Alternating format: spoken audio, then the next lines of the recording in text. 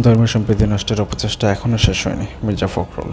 অতীতের মতো ধর্মীয় সম্প্রীতি নষ্ট করার অপচেষ্টা এখনও পুরোপুরি শেষ হয়নি মন্তব্য করেছেন স্থানীয় সরকার, পল্লী উন্নয়ন ও সমবায় মন্ত্রী এবং বিএনপির মহাসচিব মির্জা ফখরুল ইসলাম আলমগীর। তিনি বলেন, ধর্মকে কেন্দ্র করে বিভাজনের রাজনীতি নয়, বরং সব ধর্মবর্ণের মানুষের অংশগ্রহণে উন্নত বাংলাদেশ গড়ে তোলার বর্তমান সরকারের লক্ষ্য।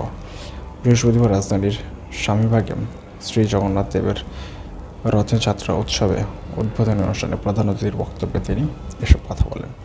মির্জা ফখরুল ইসলাম আলমগীর বলেন, শহীদ রাষ্ট্রপতি জিয়াউর রহমানের বাংলাদেশি জাতীয়তাবাদের দর্শন ও দেশনেত্রী বেগম খালেদা জিয়ার রাজনৈতিক আদর্শ অনুসরণ করে সরকার সব ধর্মের উন্নয়নে কাজ করছে। প্রধানমন্ত্রী তারেক রহমান অল্প সময়ের মধ্যে দেশের মানুষের আস্থা অর্জন করেছেন।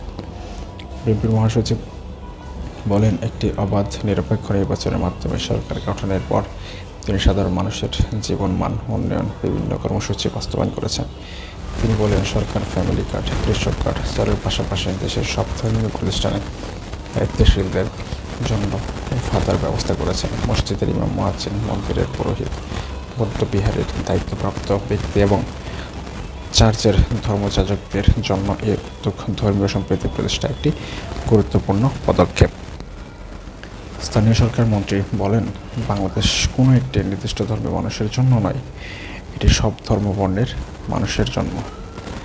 তাই এমন একটি রাষ্ট্র গড়ে তুলতে হবে যেখানে কেউ ধর্মের নামে বিশেষ সুবিধা নিতে না পারে এবং সবাই সমান মর্যাদা নিয়ে বসবাস করতে পারে। মন্ত্রী বলেন, প্রধানমন্ত্রী সম্প্রতি বিভিন্ন ধর্মীয় সম্প্রদায় ও ক্ষুদ্র নগোষ্ঠী প্রতিনিধিদের সঙ্গে বৈঠক করেছেন।